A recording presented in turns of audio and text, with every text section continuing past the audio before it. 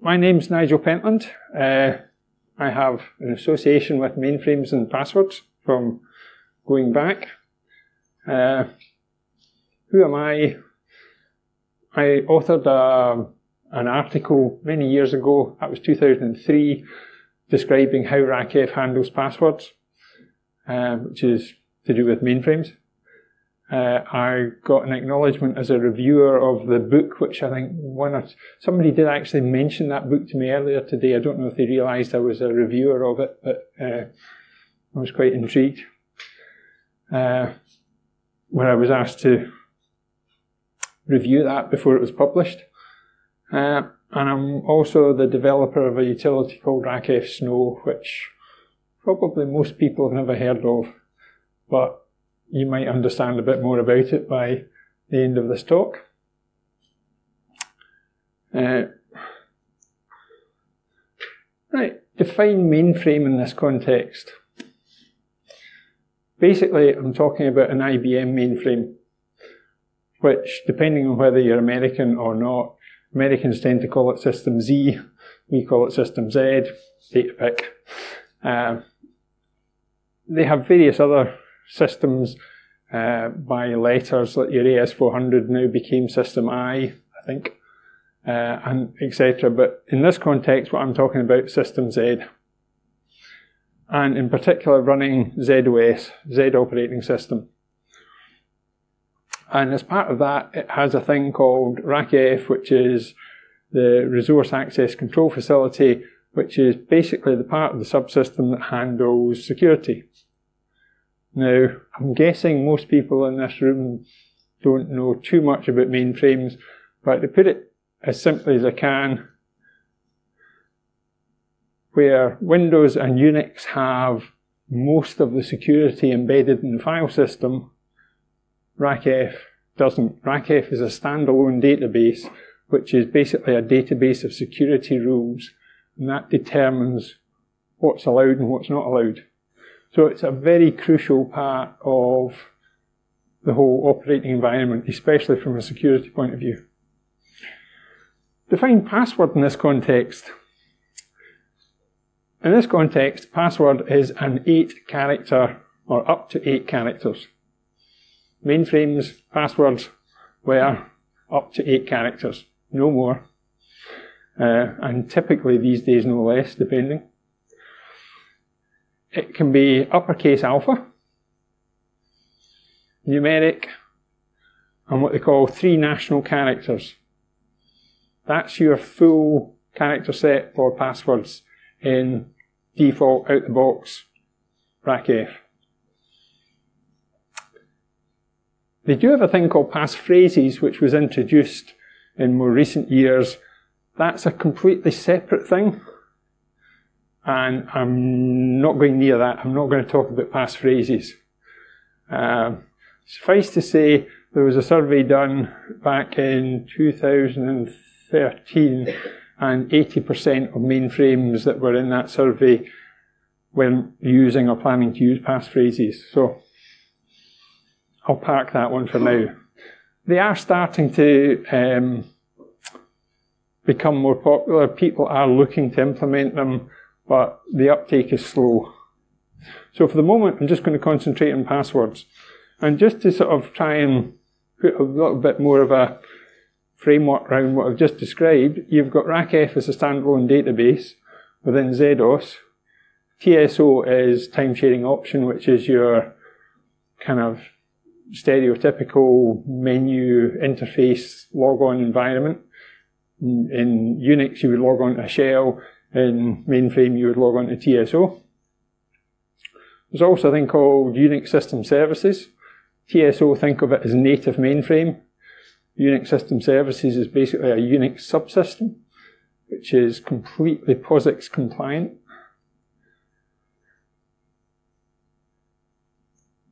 So if you consider a user and how a user would access the system, a user types into TSO, they get a logon screen presented from the TSO subsystem. TSO then, as a trusted task, goes off and speaks to RACF and says, I've got this user ID who's presented me this password. Do I let them on? Yes or no? and RACF gives an answer back, and the user either gets signed on or they get some sort of violation screen saying, go away, you're not getting in. Likewise, if you consider it from a Unix system services, somebody's trying to log on to what looks like a Unix prompt on a mainframe, same business, the Unix system services task goes off to RACF, RACF comes back, says, there you go. So what that's telling us, apart from anything else, is RACF is not only the repository of all the security rules for authorization, it's also the repository for all the user ID information for authentication. So your user IDs and passwords are all stored in RACF. It's just nice. One nice repository that you can go and fill your boots with. RACF password timeline. This is looking at the significant events in RACF relating to passwords. There's lots of other significant stuff. RACF does other things. It looks after certificates. It does all sorts of rules, etc. All I'm doing here is considering what are the significant milestones in relation to passwords since RACF was created. It was first created in 1976, and it used the password hashing algorithm that it used was a thing called password masking, which was a proprietary in-house IBM method of password hashing. They then in 1984 added what they call DES password hashing, which is using the data encryption standard. We'll come back to that. And then in 1994, they then made the DES encryption password hashing the default. So basically, the mindset of the mainframe fraternity is you don't break things. You bring out new versions and they shouldn't break what went before. So in terms of DES, yeah, that's fine. We'll add DES as a new option for password hashing.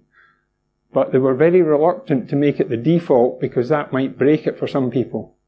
But in that 10 years between 84 and 94, basically there was a fairly extensive industry of auditors going round saying, I've come to audit your mainframe. Have you changed the default setting from masked passwords to DES passwords? Yes, okay, tick. If not, audit finding, get it sorted. Most people moved to DES, but we'll come back to that. Then 2005, they introduced mixed case passwords. Again, that's in as an option, and it's up to the mainframe shop in question to enable or turn on and activate that option. There were various other things added at the same time, but the main thing was mixed case passwords. And in 2014, we have this thing called an APAR, which is an authorized program analysis report. And I had to memorize that for this talk because it's one of those things you normally never remember. Everybody just talks about APARs. It's the acronym lingo of mainframes. But basically that's, if you like, a bug fix in essence that was put out to add new functionality. And that's very significant, and we'll come back to that lots more. RSH, there's a company in the States, Robert Hansel, who are a firm of consultants. And one of the things that Bob Hansel does every month is he puts out a survey amongst the mainframe community, particularly the RACF community, the security people, and said, go and answer these questions. And they're all answered anonymously, and he then collates the results and publishes the results. And there's some very interesting ones. Now, that one was January 2012. And the simple question was, SetRops mixed case. So setarops or setrops is the command used to set RACF options, to set global options. So minimum password length, all sorts of things. Whether or not you turn on mixed case. So will it actually honour mixed case, or will it just convert everything to uppercase? And the answer came back, over 3/4 was no. Now, that's 2012. That was 7 years after IBM added mixed case option to RACF. Kind of tells you that, generally speaking, things don't move that quickly in the mainframe community.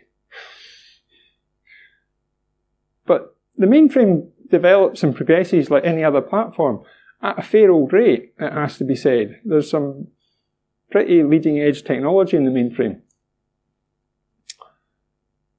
But that kind of makes you wonder.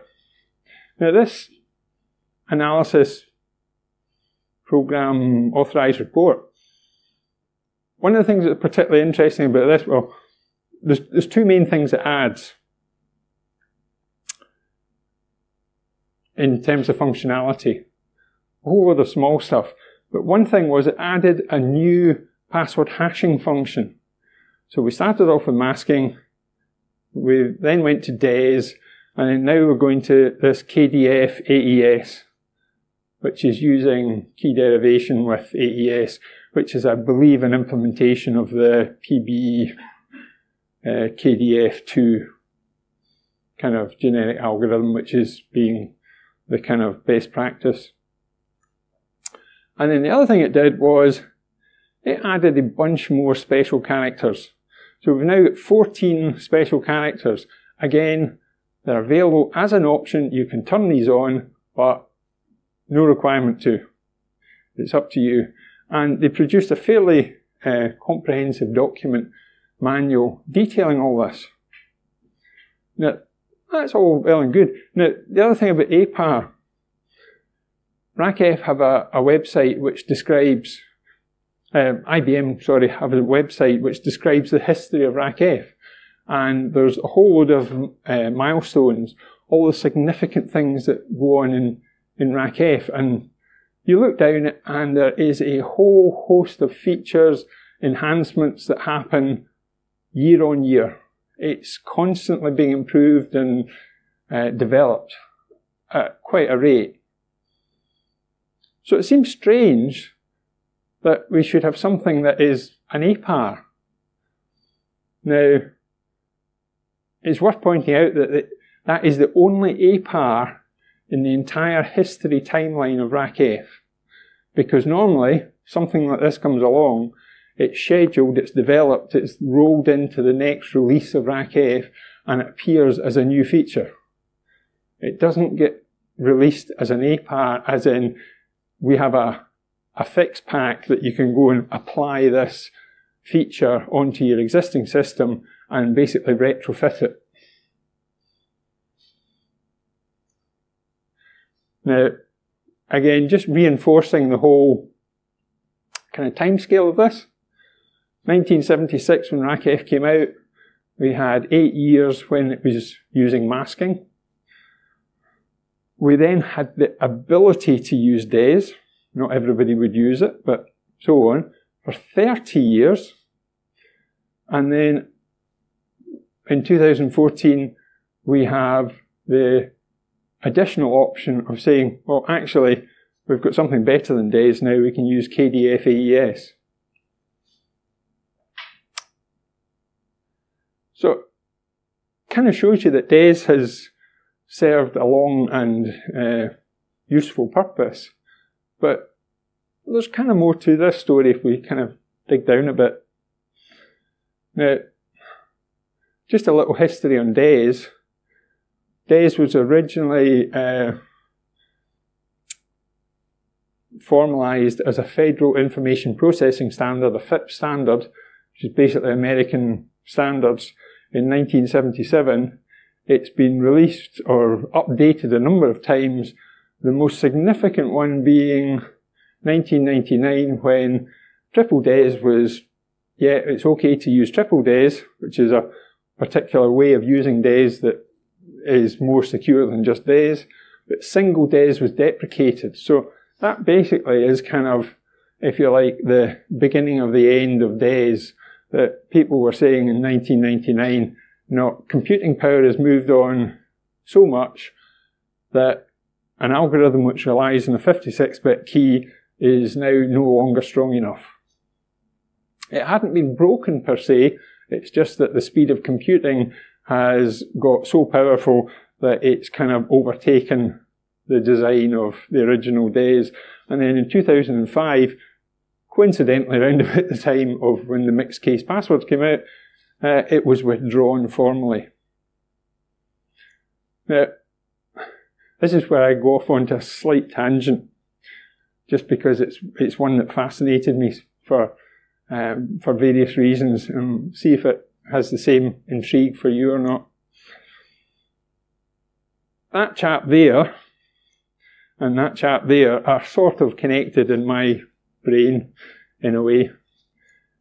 He worked for Volvo and he worked for IBM. I don't know if anybody's got any recollection or realise where I'm going with this. That's a guy called Nils Bohlin. I think that's how you pronounce it. And that's Horst Feistel. Nils Bohlin was the engineer who came up with the 3-point seatbelt. And Horst Feistel came up with a thing called Lucifer. And Lucifer, of course, is what became known as DES, because IBM basically gave it over to become a federal information standard. And as part of doing that, as with Volvo, in both these cases, you have commercial companies which made a discovery or a development which was of huge significance. And in both cases, they decided that in the interests of safety or for the greater good, that they would relinquish all the intellectual property on it. In the case of Volvo, they said, look, we know this is going to save so many lives, we want all car companies to use this. So they did actually patent it, but they said, we're granting a license to everybody to use this. No fee. And likewise, IBM did the same, which is why DES became FIPS in 1977. And it's very rare that you get that. It was quite interesting looking into this, because on the seatbelt side, seatbelts had been, that was 1959, seatbelts had been getting fitted to cars for about 10 years prior to that. And what they discovered was that in high-speed crashes, a lap belt did more harm than good. And it didn't really solve the problem, and there were an awful lot of fatalities and really bad injuries. And the 3-point seatbelt, they reckon, has now saved at least 1 million lives since that time, which is quite staggering. But anyway, it's all around the fact that in both these things, big corporate companies did actually do the good thing as far as the population's concerned, and made it available free of charge. Right, I mentioned DES in terms of DES is used as a hashing algorithm. More specifically, what happens is you've got an input data, you've got a DES key, and you've got output data. The password becomes the key. The user ID is used as the input data. You crank the handle and out pops your password hash. So in effect, what you're doing is you're using the user ID as a salt. So that if two users have the same password, they both end up with different hashes. Unlike Microsoft Windows in the original SAM database, where if you look for two users with the same hash, oh, they both got the same password. So from very early on, IBM did actually do a pretty decent job of that. It's just a shame that they got overtaken with time, and, well, DES should probably have been replaced sooner, but wasn't.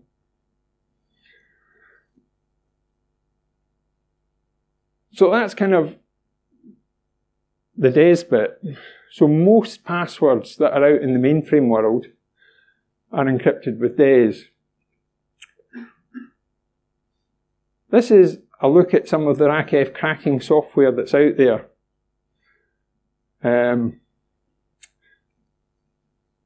That was Kurt Meiser and Peter Goldis produced the first one that I'm aware of that was made freely available to people. That was a mainframe program, ran on the mainframe. I'm not quite sure how they got away with it, although Kurt, I think, was a previous employee of IBM's before he left them. I produced one in 2000 called RACF, which was a PC-based one.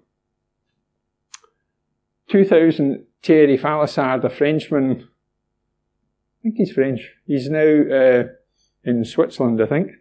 He produced one which was a free one, which again ran on the mainframe.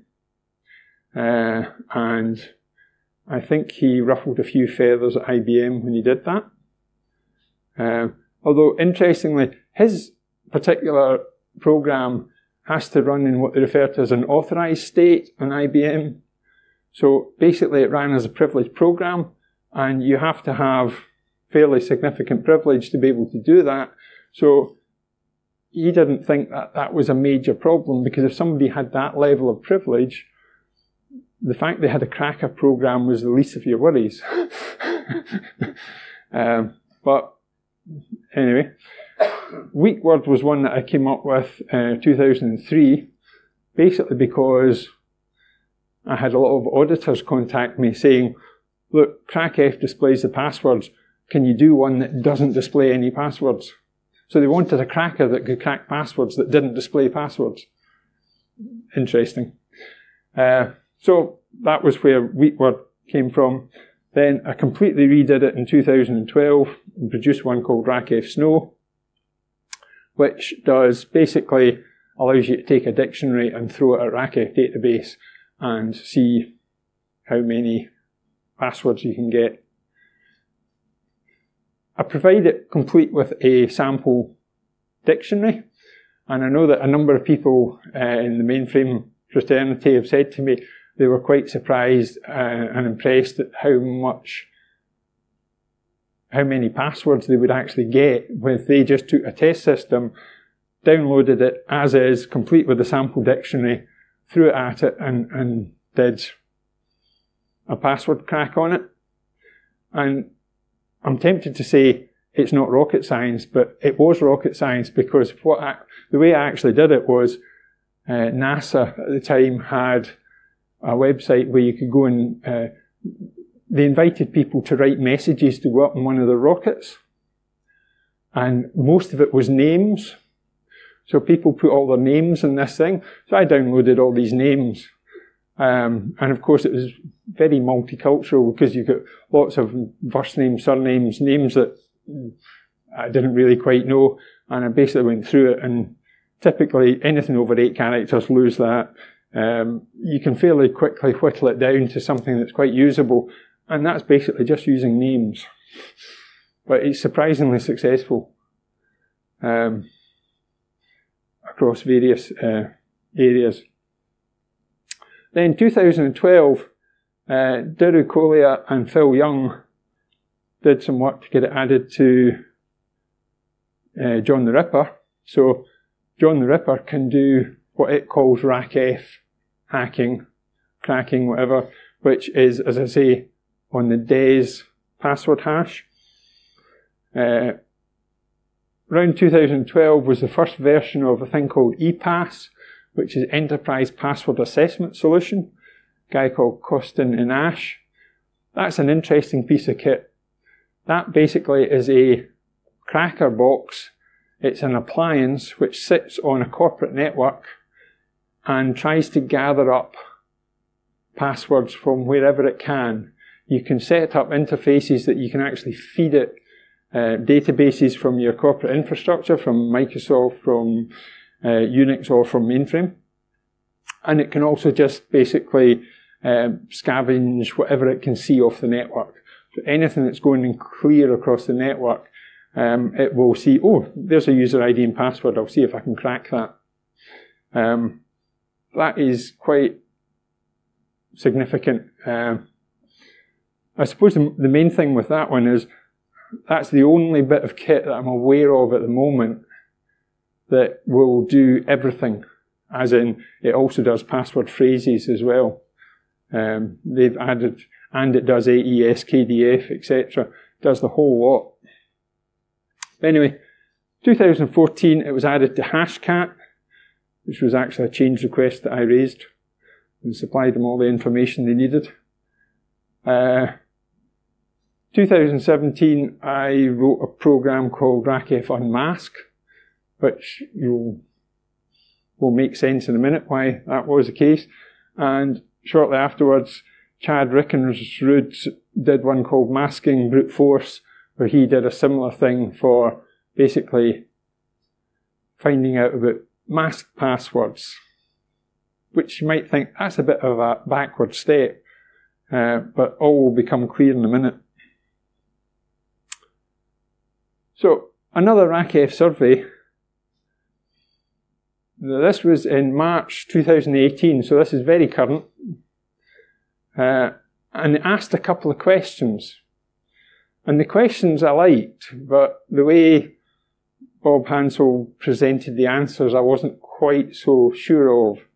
You'll see why in a minute. Is KDFAES option available on production? And yeah, okay, more than half said it's available on production. Then he said, where it's available, is it active? Has it actually been enabled and turned on? And it's slightly better. And I thought, I don't like the spin on that personally. Now, when I've just shown you the pie charts, but when Bob Hansel puts these results out, he also provides a table showing the actual numbers of the responses. No attribution as to who gave the responses, but he gives the numbers. Now, on that first one, it's a total sample size of 53 mainframe sites, of which 19 have no KDS available. So 34 have mixed availability. So 34 with mixed availability and 8 are not active. That means the best case scenario is that 26 sites out of 53 have got KDFAES on. That's less than half. That's not the picture that he's putting. And I thought that's a superb example of how somebody can spin the figures and make them look an awful lot better than they are. So we're talking half of all mainframes. Now that's 4 years on from when it was released. So KDF comes out at 2014, 2018, 4 years later, only half of all mainframe sites have actually turned this on. It does get you wondering. So a little recap. We started off with masking in 1976. 1984, we got the DES option available. Mixed case was added 2005. Mixed case survey said that 3/4 weren't using it. 2014, out came KDFAES. 2018, we had the survey that says about half of them are using it. So, for there, that was 7 years at that point, and there was very little uptake, less than a quarter. And yet, in these 4 years, we've had 50%. Something's starting to move a bit quicker. Or there's something that we're not quite being aware of here. Bearing in mind that that was what was referred to as a APAR, which is basically a patch. So, there's more to this story. 2014, IBM came out with what they refer to as a statement of general direction, which is kind of what they do. They'll say, this is what we're going to do, and by that point they've got it all well planned out, and they know where they're going, they're just making sure the customers are coming with them. So they put out a statement of general direction, and it was the first time anybody had put their eyes on this expression, which they coined, called Enhanced RACF Password Encryption Algorithm. The first time they'd ever mentioned it was 2014 in February. The APAR was released in October. Now, that was one significant piece of coding. They made some major changes to the way RACF handle passwords and the way it stores passwords in the database and loads of other stuff. That didn't just happen overnight. It kind of tells you that there's more to it. And as I said, it's the only APAR to appear on the milestone history of RACF in its development. So something significant happened about that time.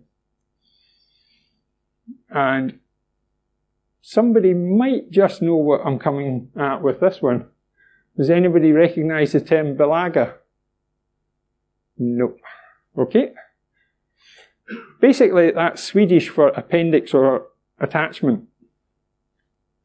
And if you want to know more about it, go and search WikiLeaks for the word Bilaga. Last time I did that, I got 2 hits. And there's some very interesting reading there. All of which is highly confidential, of course. It relates to an incident which took place between March 2012 and September 2012. So it was a major hacking incident that took place involving a mainframe. And the report that is on WikiLeaks is dated February 2013. And that basically, IBM's response was in 2014. IBM were heavily involved in the whole investigation and follow-up to what happened at Bilaga. It's the first ever prosecution for hacking a mainframe, where somebody was actually prosecuted and successfully prosecuted, currently serving time, I think, for having hacked a mainframe. The person in question is a guy called Godfried Svarholm. I think that's how you pronounce it. His handle, his alias was Anakata. He was one of the co-founders of Pirate Bay. Very capable individual, very bright guy. Just kind of a bit of a shame of some of what he did. They went after Nordea Bank, and they also went after the Swedish government. Now, mainframes typically hold a lot of very significant and important data, and that was no exception. A bank and a lot of the Swedish stuff, I mean, one of the systems that was compromised was a witness relocation program. Not the sort of thing you want to have hit the internet. For anybody who wants to know more about that, Phil Young, aka Soldier of Fortran, has a very good presentation. I would thoroughly recommend that one. That's a link to a slide deck, a PDF slide deck of a talk he gave where he goes into lots more information. He basically had made a bit of a hobby of that and went and talked to a lot of the investigators and various things, and his talk there is packed full of information about that, which is quite an eye-opener. Thoroughly recommend it. But anyway, some quotes from the Bilaga report. And why is that of interest, apart from the fact that it triggered IBM into significantly beefing up the way in which it handles passwords? The point there is there are ways to hold the mainframe. What that paragraph's telling us is that it wasn't the main point of entry. They didn't hack in through passwords initially. They hacked in using various 0 days. But once they were in, the mindset of the hacker was, how do we make sure we don't get locked out? If somebody discovers us, how can we make sure that we keep the keys to the kingdom.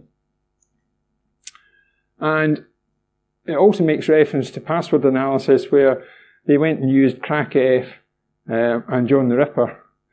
I was quite disappointed in that, because RACF was way out of date at the point when they used that. There were much better tools. But that's what they used. And that report references that the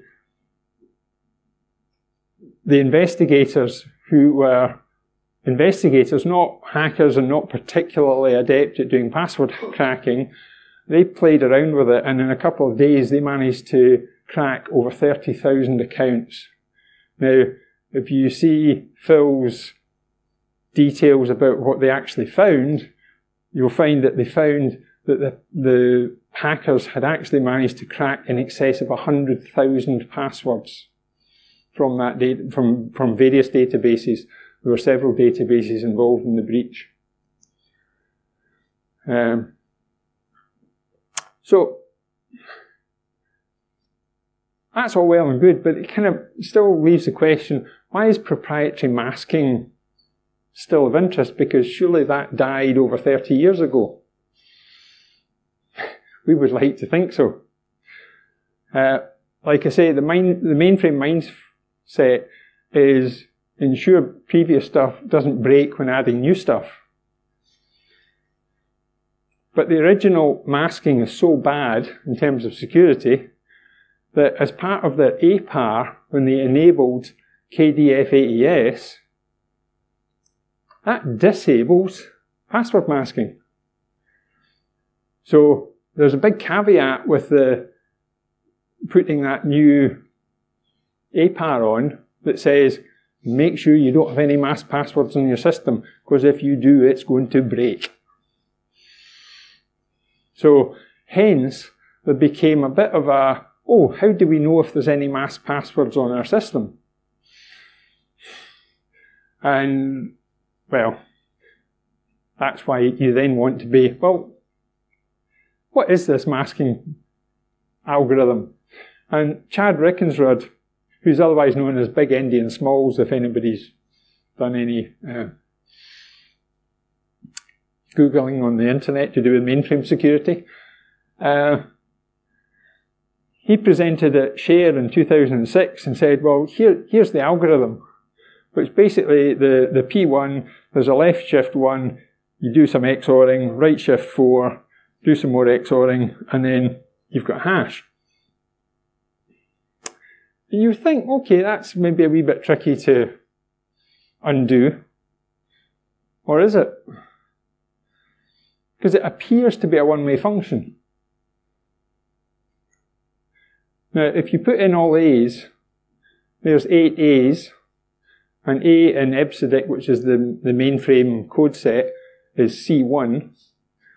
That then becomes hashed to become D5, E5, E5, repeating. And likewise, if you do that for the early alphabet, you see some very easy to spot patterns, where the first column, the 2 letters, which is basically hex for a single byte, is different, but then all the rest are the same. And part of Thierry Falissard's code back in 2000, he actually wrote an article in RACF Update, which was, it's no longer published anymore, but that was the kind of journal of the day for anybody involved in RACF who were interested in what was happening in technical tips and hints and all that stuff. And he basically said, well, okay, it's not that big a deal, because all we need to do is do a brute force attack on one character at a time. And that's the approach that Chad took as well when he wrote his masking brute force. But I wasn't too keen on that. But basically, this is a good illustration of why you should not try and roll your own crypto. Use pre-established crypto, whether it's you know, best practice, whether it's DES, whether it's AES, whether it's whichever one it is, use one of the pre-existing established ones. So if you take that as C1, so that's hex C1 in the first position, as it were. So as I say, it starts off with a left shift. So you kind of go left shift and you do some XORing. I'm not bothering with the XORing because that just confuses it. And then you do a right shift 4. And you do more XORing. Now, the whole point of showing you that is the yellow cells, basically they're going to have changed, and that will be a straight lookup. So I can do a lookup on whatever that character is. But it's left a residue which is going to impact the first nibble of the next character. Which basically means you can come up with a lookup table where you've got your C1 lookup goes to D5 and you've got a masking offset of 3. So if we look at that as an example, you've got 8As goes to that. Fine. So the first one we do a lookup on D5. D5 we could say, yep, that's C1, not a problem. We then say, right, we've also got this 3, so we XOR 3 with the first nibble of the next byte. Oh, that becomes D5 now. That then goes back through to the lookup, D5 is C1, etc. So, with a lookup table with a mask, you can just go and unmask the whole thing. No need for brute force or anything. My code runs a lot quicker than Chad's, but then mine is coded and his is in Python script, but I just thought that was cleaner. I like that. But it's a good illustration of how much easier it is to undo something than it is to try and make it that you can't figure out what it is. Trying to do crypto and come up with something that is going to remain secret is incredibly difficult. So, KDFAES. Now, basically, the answer is, don't know. I know it's based on PBKDF2. That has various parameters in it. There's the number of iterations it goes through, which can be typically somewhere between 8 and 10,000. There's a whole load of parameters to that. And I know that several people know what that algorithm is because they've reversed engineered it. Currently, it's not known in public on the internet. I wish it was. If it was, I'd be writing a program for it. So, answers on a postcard. When I found that, I thought, I wonder how many people have actually seen a postcard. It's a lot of years since I actually wrote a postcard, but that's kind of shows you it's a bit of an age statement, I suppose.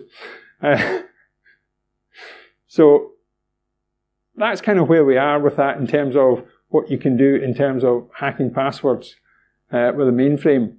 So kind of summing up, auditing or pen testing a mainframe in relation to passwords.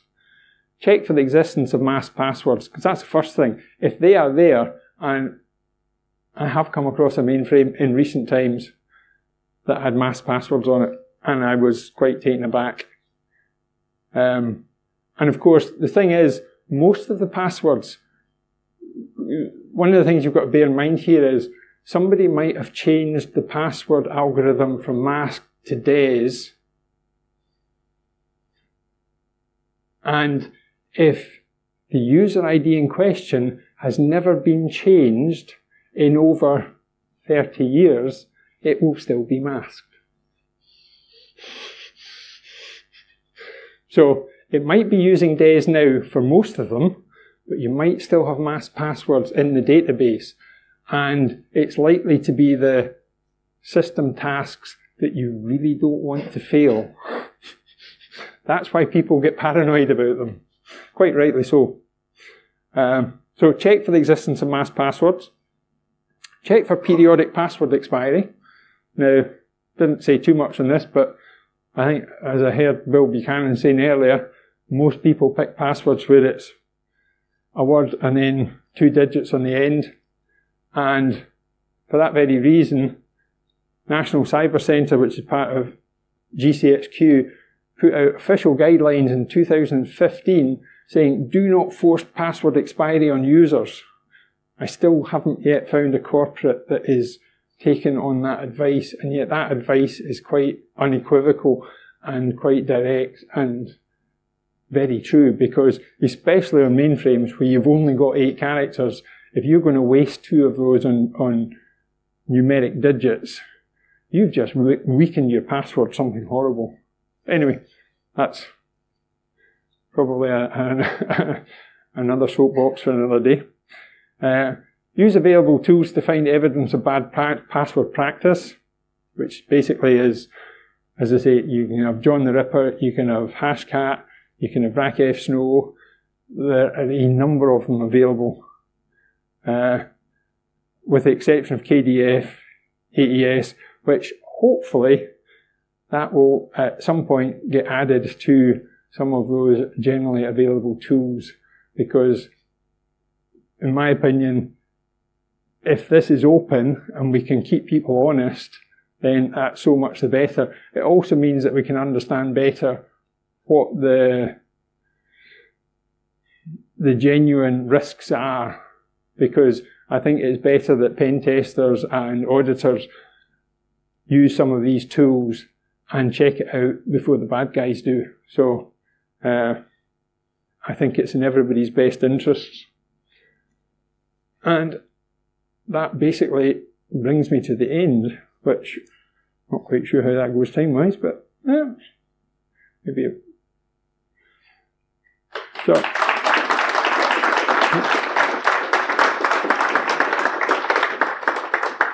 does anybody have any questions? Anything that's, yeah?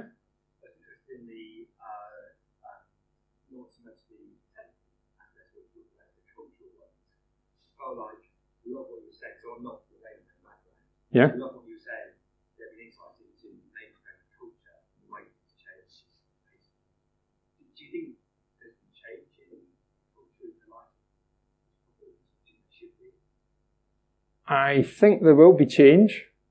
I just think the mainframe lags behind. The one area that I'm most curious about, which kind of relates to that last point about the sort of periodic expiry of user IDs. I had tried to convince people of that in my last employ, particularly in a security committee that I sat on with, which was multi-organisational. And what we discovered was the techies who were security people were all in favour of it. And we tried to instigate a changed policy. And what we discovered was we didn't own the policy. The policy was owned by an audit committee, and trying to convince the auditors was much, much harder. Now, I put a question on the RACF list. There's a RACF list which is a very good support forum on the internet, which you can go and follow or whatever. And I put a question on that, and one of the responses I got back, which was interesting, was if that's official government guidelines, and some of the companies, likes of Bob Hansel and so on, they get a lot of their income from going around doing external audits of RACF installations. And they audit against a standard, and one of the most common standards they audit against, particularly in America, is the NIST guidelines. There's a NIST lockdown standard. And somebody asked, well, if NIST, because NIST have taken a similar view to the UK government, although their documentation on it is less intelligible, but they've taken the same view. But somebody said, well, if they've taken that view and they're recommending you don't do it, have they updated the NIST lockdown document? Because a lot of people are saying, we're not going to take that until we update the NIST lockdown document, because that's the one we go on. So there's a whole bit of a time lag between But it seems a long time lag, because even by mainframe standards, that's 3 years. And you think, no, why aren't we trying to get better practice? I mean, another curious one on the mainframe side, going slightly off, they brought in this new feature called passphrases some years back. And a passphrase was something that was between 14 and 255 characters long. And IBM got involved in some fairly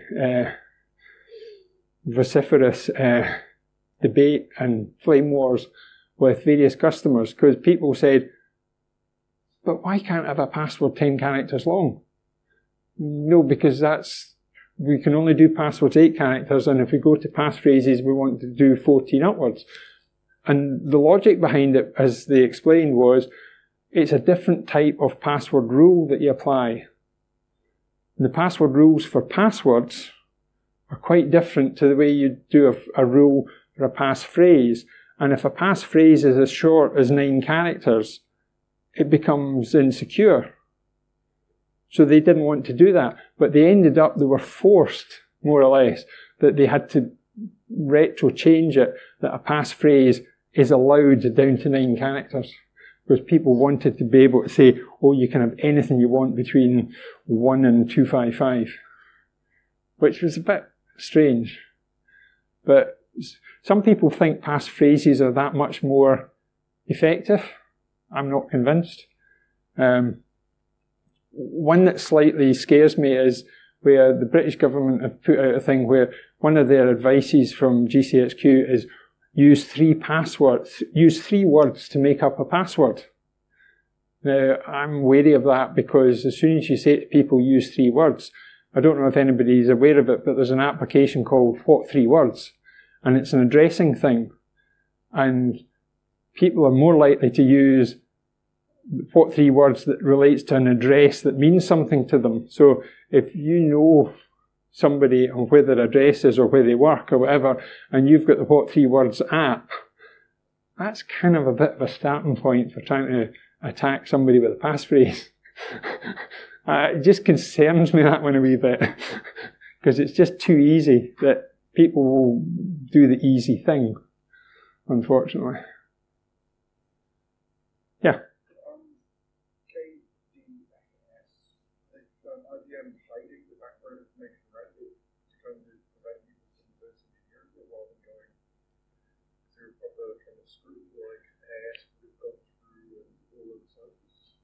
Yeah.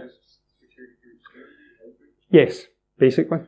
And as I say, I know several people that have reversed engineered it, but none of them have been willing to share their output with me. And I think it's only a matter of time before it does become public knowledge. But because in essence what they've had to do is they've had to stick to the standard, but there's a couple of tweaks to make it difficult, that unless you've got the code to reverse engineer, yeah. But, I mean,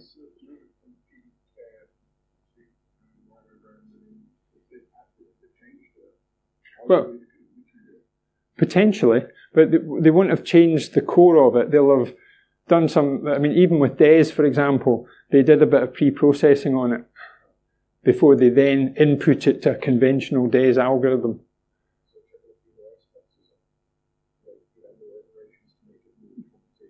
Well, no, the DES was DES, literally, and is. They do a bit of pre-processing where they format it beforehand before putting it into DES, which doesn't take too much to figure it out, he says. Well, in EBCDIC, if you're only looking at uppercase, you effectively lose one column of bits. But that one column of bits was in the wrong place, so they shifted it so that it was lined up better, so that they didn't lose more information when they came to put it through DES. So, yeah, it was kind of quite logical and quite sensible. But like you say, it would be nice if they were open with it, because otherwise it's obscurity. And I know that in terms of the password phrases, there has been a lively debate where the various people think that IBM have weakened it, the way in which they've implemented it. Now, I don't have a particularly strong view on it either way, but I think it's far healthier if it's open. And I mean, DES, IBM donated DES in effect to the US government, but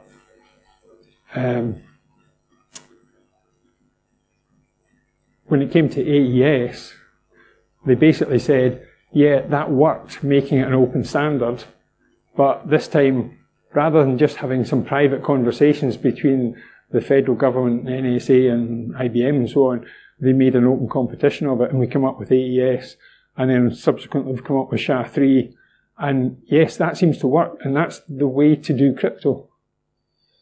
Yes. And it's just a shame that IBM aren't embracing that more, in my opinion.